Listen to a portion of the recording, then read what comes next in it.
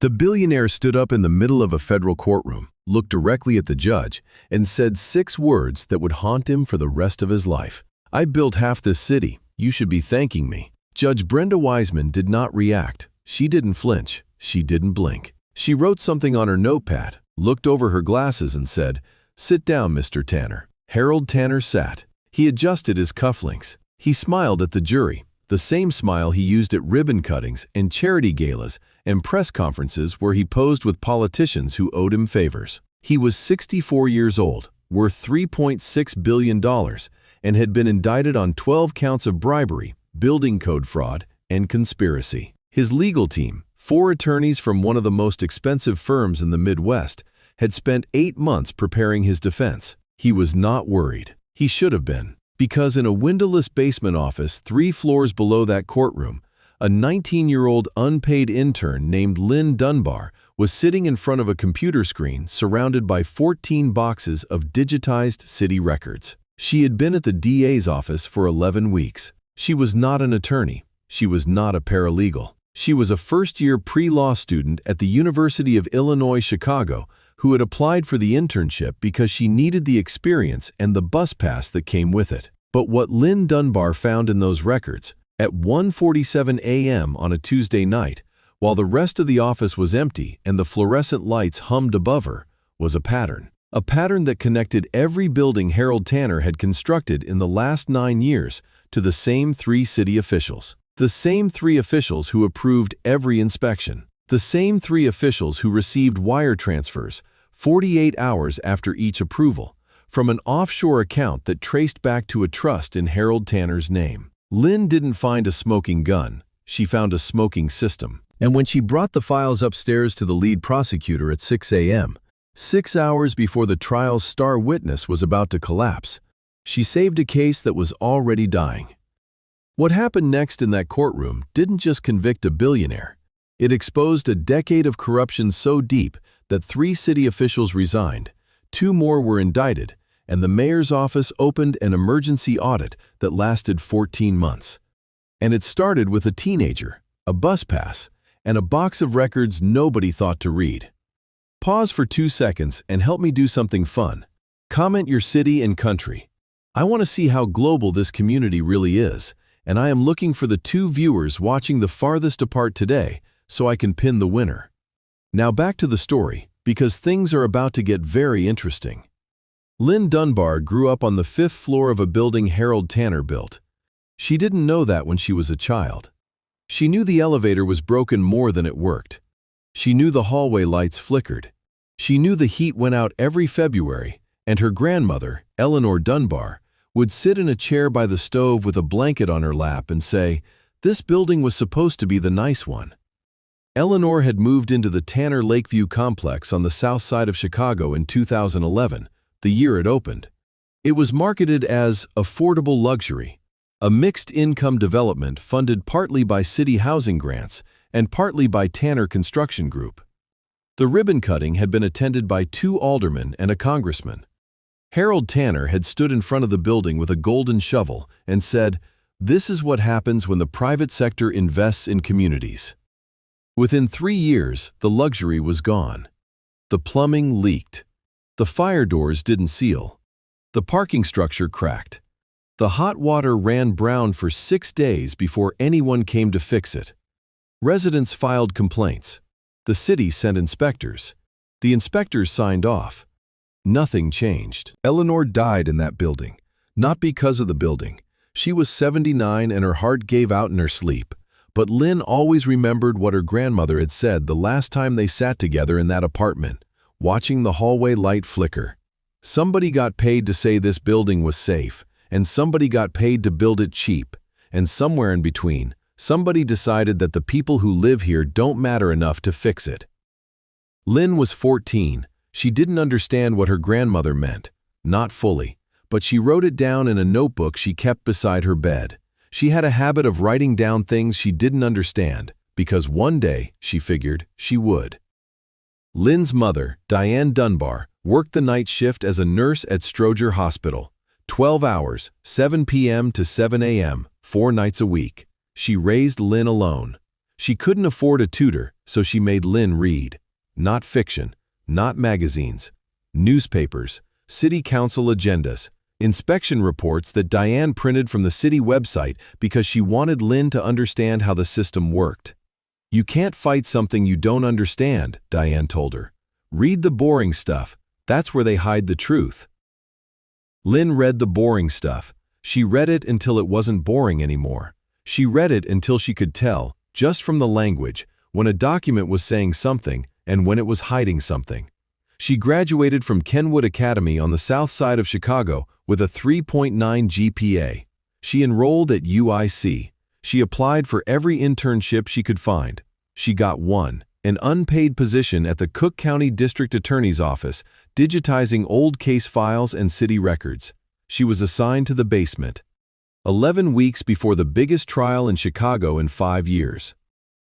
Subscribe now and stay to the end, because I am going to show you one pattern Lynn found inside the city inspection records that nobody had seen for 9 years. And when I reveal what those records prove about every building Harold Tanner constructed, you will understand why the judge called an emergency recess and the defense team asked for a mistrial. This is not drama. This is data. Step by step. Harold Tanner was the largest private construction developer in Chicago. He had built 42 residential and commercial buildings over 23 years. His company, Tanner Construction Group, was worth $3.6 billion. He sat on the board of the Chicago Economic Development Council. He donated to both political parties. He golfed with the mayor. His business model was simple: win city contracts for subsidized housing and mixed-income developments, build them as cheaply as possible, pass inspections through relationships with city officials, and collect both the construction fees and the ongoing management contracts. The buildings looked good on day one. They fell apart by year 2. But by then, the contracts were signed, the money was moved, and the complaints went to a city office that Harold's friends controlled. The indictment came after a building collapse. In June, a section of the parking structure at Tanner's Bridgeport Gateway development collapsed at 3:14 a.m. A steel support beam that was supposed to be load rated for 22,000 pounds had been installed at a rating of 8,600 pounds. The concrete overlay concealed the substitution. No one was injured. The parking level was empty at that hour. But the structural engineer who inspected the site called it a catastrophic failure that, in occupied conditions, would have resulted in multiple fatalities. The FBI and the DA's office opened a joint investigation. Forensic engineers examined 3 other Tanner buildings. All 3 had similar substitutions, cheaper materials installed in place of the specified components, concealed behind cosmetic layers. The inspection records for all 3 buildings showed the same signatures. The same 3 city inspectors had signed off on every project. Mike Armstrong, the chief building inspector for the Southside District, had approved 26 of Harold's 42 buildings personally. Harold was indicted on 12 counts: bribery of public officials, building code fraud, conspiracy, wire fraud. The case was assigned to DA Cliff Huntley. Cliff had one problem. His star witness, a former Tanner project manager named Dennis Walsh, who had agreed to testify about the material substitutions, had received 3 threatening phone calls in the week before trial. Dennis's attorney informed the court that his client's cooperation was under reconsideration. Without Dennis, the prosecution had physical evidence of substandard construction, but no direct link between Harold Tanner and the bribery scheme. The inspection fraud was clear, but who paid whom and when remained unproven. The trial began with the prosecution already wounded. Lynn Dunbar's job at the DA's office was not glamorous. She worked alone in a basement storage room surrounded by banker's boxes. Her task was to digitize 14 boxes of city building inspection records, scanning them, labeling them, and uploading them to a searchable database the prosecution could use during trial. She was not part of the trial team. She was not invited to strategy meetings. She was not briefed on the case. She was an intern with a scanner and a desk lamp. But Lynn read the boring stuff. That's what her mother had taught her. On her 7th week, while scanning inspection reports from 2017, Lynn noticed something: a timestamp. The inspection for Tanner's Englewood Terrace project was logged at 9:02 a.m. on March 14, 2017. The approval was signed by Mike Armstrong. The inspection was listed as full structural review, 4.5 hours. But the sign-out log, a separate document from a different box, showed that Mike Armstrong had signed out of the building at 9:47 a.m., 45 minutes after arrival. For a 4.5-hour structural inspection of a 14-story building. Lynn checked the next project. Same pattern. A 6-hour inspection completed in 38 minutes. Same inspector, same signature. She checked the next one, and the next, and the next. Over the next 4 days, working until 2 a.m. each night, Lynn cross-referenced every Tanner building inspection with the corresponding sign-in/sign-out logs. She built a spreadsheet. 26 buildings, 26 inspections signed by Mike Armstrong. Average time on site, 41 minutes. Average inspection duration claimed on the report, 5.2 hours. Not a single inspection had been performed as described. They were rubber stamps. Mike Armstrong had walked in, signed the paper, and left. In some cases, the sign-out log showed he had arrived and left before the inspection start time listed on the report, meaning he had signed the approval before the inspection was supposed to have begun. Lynn stared at the spreadsheet. She was 19 years old. She was sitting in a basement at 1:47 a.m. The fluorescent light above her buzzed. Her coffee was cold. She wasn't finished. She opened the wire transfer records that the FBI had subpoenaed from Harold's offshore accounts, records that had been produced in discovery but hadn't been cross-referenced with the inspection dates because the prosecution team was focused on the construction evidence, not the timing. Lynn lined up the dates. Every inspection approval was followed, within 48 hours, by a wire transfer from Harold's offshore trust to one of 3 accounts. She traced the accounts. They belonged to Mike Armstrong, a second inspector named Gerald Oates, and a third named Philip Dunn. The transfers ranged from $12,000 to $45,000. The total across 26 buildings, $1.84 million. Lynn printed everything: the spreadsheet, the sign-in logs, the wire transfer timeline. She put them in a folder. She labeled it with a yellow sticky note that read, "For Mr. Huntley, time-stamped pattern, all 26 buildings." She took the elevator to the 5th floor. It was 6:12 a.m. Cliff Huntley was already in his office, alone, drinking coffee, staring at a wall covered in case notes. He looked like a man preparing to lose. Lynn knocked on the open door. "Mr. Huntley?" He looked up. "You're the intern." "Yes, sir. I found something." Real quick, pause and drop a comment below. Tell me if you have ever discovered something nobody else noticed and it changed everything. Share your thoughts, because this community is built on people who read the boring stuff. Cliff Huntley read Lynn's folder in 11 minutes. Then he read it again.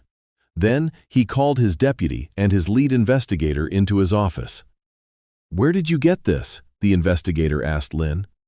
The inspection sign-in logs were in box 9. The wire transfers were in box 12. Nobody had cross-referenced the timestamps. "You cross-referenced 26 buildings?" 26 buildings, 26 inspections, 26 wire transfers. The pattern is consistent within a 48-hour window across all of them. The deputy looked at Cliff. "This is the link. This is what we're missing. The inspections were fake. The payments followed immediately. It ties Tanner's offshore account directly to the inspectors who approved every building." Cliff leaned back. He looked at Lynn. "How old are you?" 19. "Have you slept?" "Not since yesterday." "Go home, sleep, be back by noon.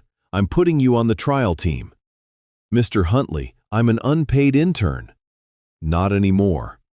If you love your mom, you need to subscribe right now, because at the end of this video, I am revealing one building in Lynn's spreadsheet that connects directly to her own family. And when I show you which address it is, you will realize this case was personal before she ever walked into that basement. Trust me, the connection is worth the wait. The trial had been running for 3 days before Lynn's discovery reached the prosecution. Days 1 and 2 had been difficult. Cliff presented the structural evidence, the collapsed parking garage, the forensic report showing material substitutions, the inspection records with Mike Armstrong's signature. Cameron Fuller, Harold's lead attorney, was methodical in cross-examination. He challenged the forensic methodology. He argued the material substitutions were subcontractor decisions, not executive directives. He framed Harold as a CEO who trusted his team, not a man who personally approved inferior steel. It was working. Without the direct financial link between Harold and the inspectors, the jury was hearing a story about bad construction, but not necessarily about bribery and conspiracy. Then, on the morning of day 3, Dennis Walsh's attorney officially withdrew his client's cooperation. The star witness was gone. Cliff stood in the hallway outside the courtroom. His deputy stood beside him. Without Walsh, we can't prove Tanner knew about the substitutions or the bribes. We have Lynn's data, the deputy said. She's an intern. The defense will tear her apart. The data is from their own records. The sign-in logs are city documents. The wire transfers are bank records. She didn't create anything. She organized what was already there. Cliff looked at the courtroom doors. Then he made the decision. Put her on the stand. At 2:14 p.m. on day 3 of the trial, Cliff Huntley stood and said, "The prosecution calls Lynn Dunbar." The courtroom shifted. Harold Tanner looked at Cameron Fuller. Cameron checked his witness list. Lynn Dunbar was not on it. She had been disclosed that morning as a last-minute addition, an intern who had compiled a document analysis during the discovery review. Lynn walked to the stand. She wore a navy blazer she had borrowed from her mother's closet and black flats she had bought at Payless the night before. Her hair was pulled back. She carried a single folder. Harold leaned toward Cameron and whispered something. Cameron smiled. They both looked at the 19-year-old on the stand the way men look at something they've already dismissed. Cliff began. "Ms. Dunbar, what is your current position?" "I'm an intern at the Cook County District Attorney's Office." "And what were you assigned to do?" "Digitize and organize 14 boxes of city building inspection records related to Tanner construction projects." "During that process, did you find anything unusual?" "Yes, I found a consistent pattern of discrepancies between the inspection reports and the physical sign-in logs at each building site." "Can you explain?" Lynn opened her folder. Every Tanner building in the city of Chicago was inspected by one of 3 city inspectors. 26 of those inspections were conducted by Mike Armstrong. In every case, the inspection report listed a review time of between 4 and 6 hours. But the building sign-in logs, which are maintained separately by on-site security, show that Mr. Armstrong's actual time on site averaged 41 minutes. She held up the spreadsheet. Every row was a building. Every column showed the discrepancy. 26 rows, not one exception. In 4 cases, the sign-out time preceded the listed inspection start time, meaning the inspector signed the approval and left the building before the inspection was supposed to begin. Harold's smile disappeared. Cameron's pen stopped. I then cross-referenced the inspection approval dates with wire transfer records from an offshore trust controlled by the defendant. Within 48 hours of every inspection approval, all 26, a wire transfer was sent from the trust to one of 3 bank accounts belonging to the 3 city inspectors. The amounts ranged from $12,000 to $45,000. The total? $1.84 million. She turned to the next page. The pattern is consistent across 9 years, 26 buildings, and 3 inspectors. No single inspection was performed as described. Every one was followed by a payment. The courtroom was silent. 2 jurors were writing. One had stopped writing and was staring at the spreadsheet projected on the screen. The foreman was looking at Harold Tanner. Harold stood up. He didn't ask for permission. He didn't look at Cameron. He looked at the judge. "Your Honor, this is absurd. I built half this city. I've created thousands of jobs. I've invested hundreds of millions of dollars in communities that the government abandoned. And now you're going to let a teenager with a spreadsheet." "Mr. Tanner," Judge Wiseman's voice was ice. "Sit down." Harold remained standing. "You should be thanking me. This city runs because of men like me. Without my buildings—" "Mr. Tanner," the judge removed her glasses. "You are a defendant in a federal courtroom. You do not lecture this bench. You do not address this jury without permission. And you do not stand in my courtroom and claim ownership of a city while the evidence shows you bribed the officials who were supposed to protect it. Sit down. Now, or I will hold you in contempt and have you removed." Harold sat. His face was red. His hands were flat on the table. Cameron Fuller put a hand on his arm. Harold shook it off. Judge Wiseman turned to Lynn. "Ms. Dunbar, you may continue." Cameron stood for cross-examination. He buttoned his jacket. He studied Lynn for a moment, looking for the weak point. The age, the credentials, the inexperience. "Ms. Dunbar, you're 19 years old. Is that correct?" "Yes." "And you have no degree in forensic accounting, data analysis, or law?" "That's correct." "You're an unpaid intern." "I was unpaid. Mr. Huntley changed that this morning." A quiet laugh from the gallery. Cameron pressed on. "Isn't it possible that the sign-in log discrepancies are simply clerical errors? Security guards at construction sites aren't exactly meticulous record keepers. The sign-in logs are maintained by licensed site security firms under contract with the city. They're time-stamped digitally. They're not handwritten. And the pattern is consistent across 26 buildings and 9 years. 26 clerical errors, all favoring the same 3 inspectors, all followed by a wire transfer within 48 hours. That's not clerical error. That's a system." Cameron paused. He looked at his notes. He looked at Harold. He looked back at Lynn. No further questions. He sat down. He did not whisper to his client. He did not smile. Lynn stepped down from the stand. She walked past Harold Tanner's table. He didn't look at her. He was staring at the spreadsheet still displayed on the courtroom screen. His own buildings, his own payments, his own system, organized by a teenager he had never heard of. If you are still watching, you are exactly the kind of person this channel was built for. Hit that subscribe button so you do not miss the next episode, because this exact pattern of construction bribery and inspection fraud shows up in another billionaire case I am covering soon. And the spreadsheet method Lynn uses here becomes even more important in that story. The jury deliberated for 4 hours and 31 minutes. They found Harold Tanner guilty on all 12 counts: bribery, building code fraud, conspiracy, wire fraud. He was sentenced to 11 years in federal prison. Tanner Construction Group was ordered to pay $127 million in restitution and remediation costs for the 26 buildings. Mike Armstrong, Gerald Oates, and Philip Dunn, the 3 city inspectors, were indicted separately. Armstrong received 7 years. Oates and Dunn received 5 each. The city of Chicago opened an emergency audit of every building permitted under the 3 inspectors' authority. 14 months. 312 buildings reviewed. 41 were flagged for critical structural deficiencies. 17 required immediate evacuation. But here is the detail I told you to wait for. One of the 26 buildings on Lynn's spreadsheet was Tanner Lakeview, the Southside complex where her grandmother, Eleanor Dunbar, had lived for the last 4 years of her life.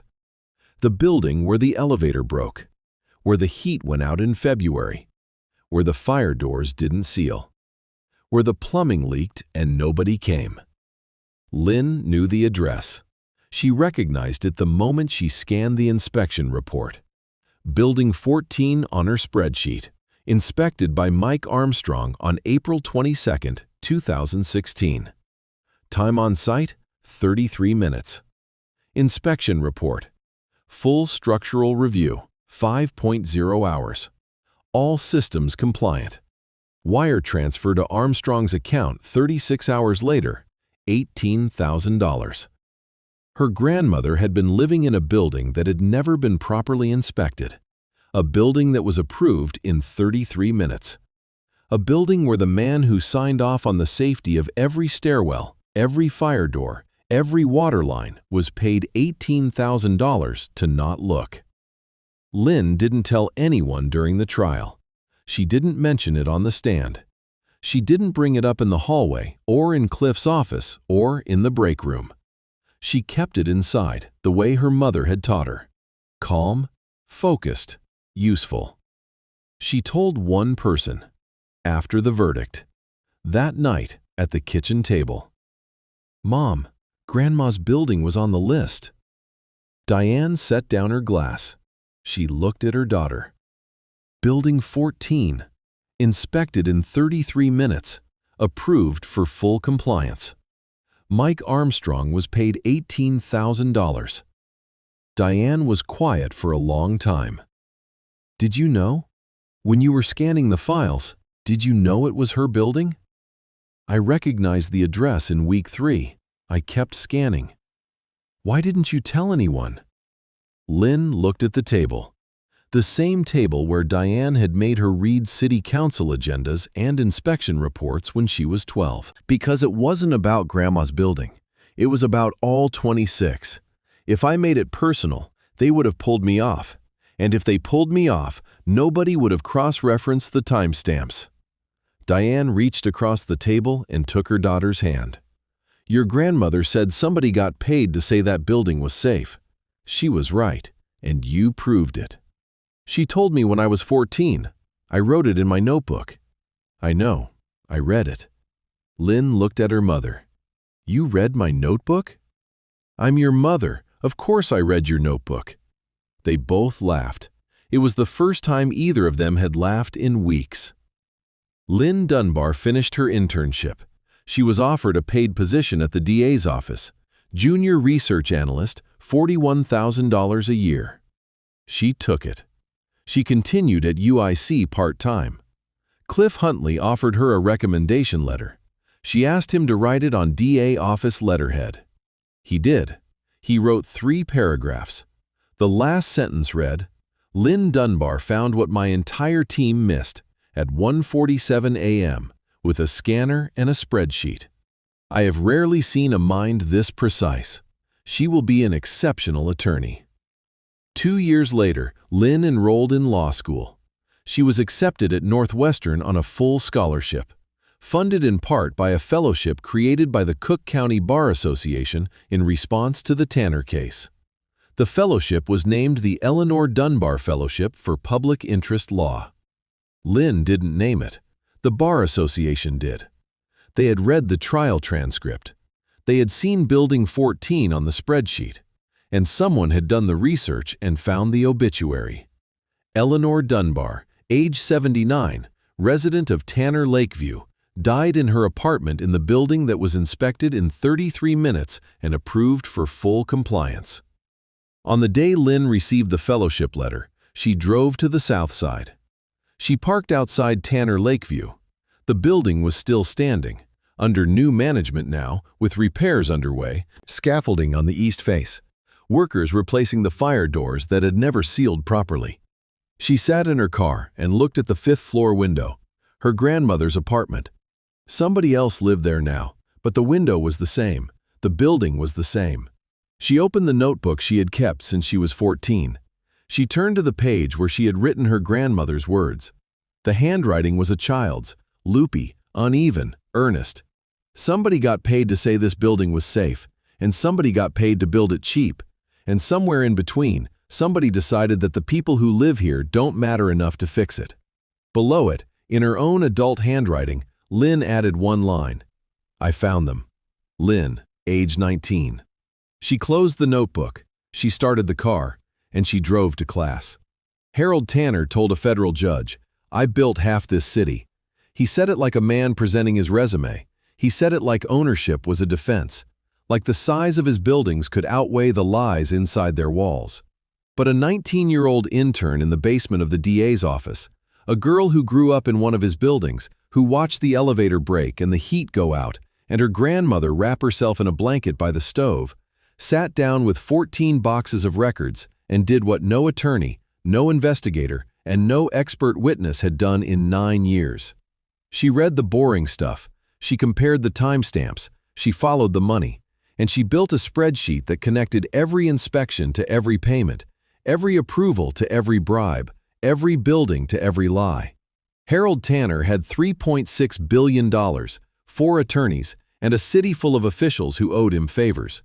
Lynn Dunbar had a scanner, a bus pass, and a grandmother who told her the truth when she was 14 years old. The billionaire said, "I own this city." The intern said, "Here's the spreadsheet." The spreadsheet won. Some people think power is measured in buildings, but the truth is, power is measured in what you're willing to look at when nobody asks you to. Lynn Dunbar looked at 26 buildings, 26 inspections, and 26 wire transfers. She didn't do it for a grade. She didn't do it for a promotion.